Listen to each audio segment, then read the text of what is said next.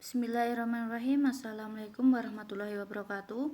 Perkenalkan, nama saya Nadatul Munawaroh. Kami dari kelompok 9. Nah, di sini kami akan mempresentasikan makalah kami yang berjudul Instrumen Pengumpulan Data.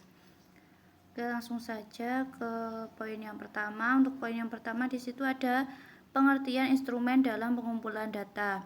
Nah, di sini menurut Suharsimi Arikunto mendefinisikan bahwa instrumen pengumpulan data adalah alat bantu yang dipilih dan digunakan oleh peneliti dalam kegiatannya mengumpulkan data. Nah, menurut Sumardi Suryabrata mendefinisikan bahwa instrumen pengumpulan data adalah alat yang digunakan untuk merekam pada umumnya secara kuantitatif. Nah, di sini instrumen dalam pengumpulan data di sini bisa juga disebut sebagai instrumen penelitian, yaitu alat-alat yang dipergunakan untuk mengumpulkan data dalam mempermudah peneliti dalam menyelesaikan tugasnya dalam melakukan penelitian. Di sini dalam penelitian kualitatif, di situ instrumen utamanya adalah manusianya itu sendiri. Maksudnya di sini yang menjadi alat utamanya adalah seorang peneliti itu sendiri, di mana dia yang menyiapkan segala pertanyaan dan hal-hal yang ingin ia teliti. Di situ dia juga menyiapkan di mana dia akan melakukan penelitian, seperti biasanya kan melakukan wawancara atau observasi seperti itu. Nah, selanjutnya di dalam penelitian kualitatif di sini yang menjadi alat pengumpulan datanya mengacu pada satu hal yang dipergunakan peneliti untuk mengumpulkan data. Nah, di sini kan biasanya dipakai kuesioner atau tes ya yang dipakai itu. Jadinya alatnya ya seperti alat kuesioner itu, dimana di sana sudah tertera pertanyaan serta jawaban. Jadi para orang yang akan mengisi kuesionernya tadi tinggal memilih mana yang jawaban yang ingin mereka jawab, atau mungkin ada jawaban yang lain di list yang jawaban lain seperti itu. Nah, selanjutnya adalah bentuk-bentuk instrumen dalam pengumpulan data. Di sini yang pertama adalah menggunakan angket atau kuesioner seperti yang sudah saya jelaskan tadi ya. Tapi untuk menggunakan angket di sini itu peneliti tidak harus berada di lokasi tempat kuesionernya itu disebarkan. Misalnya kan di sini misalnya targetnya itu mahasiswa Fakultas Ekonomi misalnya. Di situ kan ada banyak kan mahasiswanya. Di situ dia bisa minta bantuan temannya untuk membantu untuk menyebarkan ke seluruh mahasiswa ekonomi seperti itu. Tapi bukan berarti dia tidak melakukan apa-apa. Di sana dia juga ikut serta, akan tetapi ya tidak secara menyeluruh, tapi bisa juga dibantu dengan pihak lain. Contohnya seperti itu.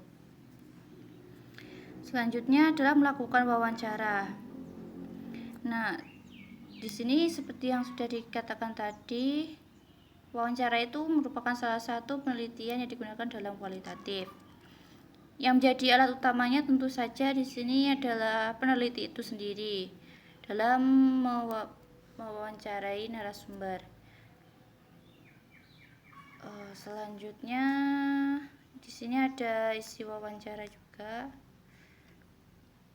Selanjutnya adalah alat wawancara. Alat-alat wawancara ini bisa berupa buku catatan yang digunakan untuk menulis apa saja hal-hal yang perlu dipertanyakan, atau untuk mencatat poin-poin penting yang disampaikan oleh narasumber.